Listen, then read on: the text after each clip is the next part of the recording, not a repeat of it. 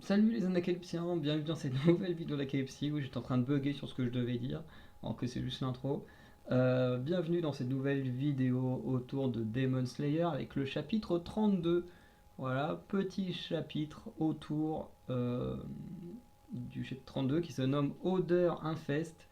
Voilà, où on continue l'histoire qui se passe au mont Natagumo avec l'affrontement de euh, Tenjiro et Nohiro contre des démons euh, qui ont l'air d'être liés aux araignées, selon ce qu'on comprend avec le démon qui vient d'offrir son coup à son adversaire. Bref, je vous laisse avec le générique et on se retrouve juste après.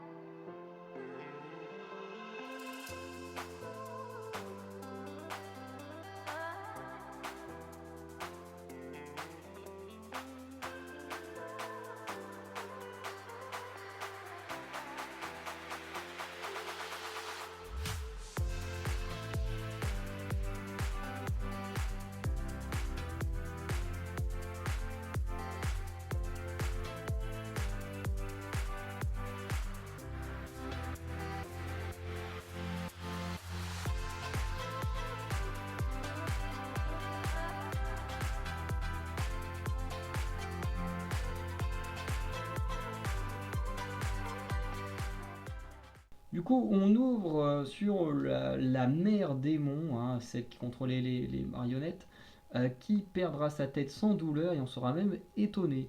On découvre son passé un petit peu, notamment du fait que le père est très violent, ultra violent, tabassant la mère, qui aura même crevé un œil à sa fille pour la punir.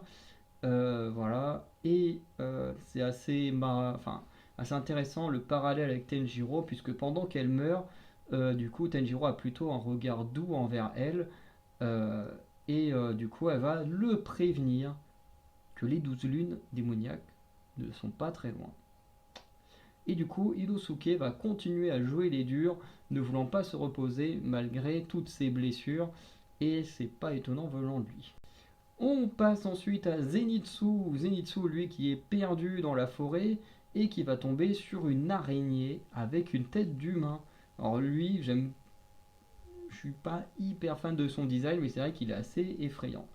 Surtout si les gens ont peur des araignées. Et du coup, ce démon, euh, oula, toi qui as perdu, hein. Bon, bref. Zenitsu, du coup, va tenter de fuir. Ah oui, non, c'est parce oui, parce qu'il tombe d'abord sur une araignée avec une tête d'humain qui a perdu quasiment tous ses cheveux, qui en fait est une victime du futur démon qu'on va voir. Et Zenitsu va fuir de terreur, suivi par l'araignée, jusqu'à ce qu'il arrive dans une clairière. Et du coup, dans cette clairière, il voit ce que vous avez sur la photo. Donc des gens qui sont attachés, et notamment on voit différentes étapes de la composition du pouvoir de ce démon. Certains qui sont encore humains, certains qui sont en train de se transformer encore avec un corps d'humain et qui commencent à avoir des pattes, ont perdu tous leurs cheveux et tout. L'autre qui a encore tous ses cheveux mais qui a clairement un corps d'araignée. Et puis le dernier tout à droite qui a déjà la transformation quasiment terminée. Et ce lieu est assez terrifiant. Et là, Zenitsu il tombe à nouveau sur un démon araignée. Du coup, Zenitsu va tenter de fuir, hein, comme d'habitude, hein, la fuite c'est sa plus grande qualité, il faut croire. Euh, et le démon va lui dire non mais ne fuis pas mon gars, parce que tu as été mordu par l'une de mes araignées, ce qui veut dire que tu vas finir par te transformer pour devenir un de mes serviteurs, comme les petits démons que tu as croisés précédemment. Et du coup, bah, forcément, Zenitsu va paniquer encore plus. Et on se demande alors comment il va faire pour vaincre ce démon et du coup pour survivre au poison. Voilà. Donc petit chapitre, petite vidéo rapide hein, pour un chapitre où il y avait un peu moins de choses à dire. Voilà, quand même plutôt sympa. Voilà, parce que du coup on a un premier démon sur 5 de tuer. Après la mère, on passe au frère. voilà, qui va combattre Zenitsu, voilà, malgré son corps assez particulier, hein, à ce frère. Et surtout, la chose la plus intéressante de ce chapitre, c'est la mention des 12 lunes. Et la vraie question qu'on se pose, c'est y a-t-il réellement une lune démoniaque parmi la famille, donc sur le mont, dans le mont, ou est-ce qu'il y a une lune extérieure, mais qui sont très très proches du mont où ils sont et qui pourraient intervenir? Ça, c'est une question qui reste en suspens par rapport à ce chapitre. Après, pour le reste, c'est un chapitre plutôt sympa, il n'y a pas grand chose à dire. On commence à teaser le nouvel adversaire, en tout cas celui de Zenitsu.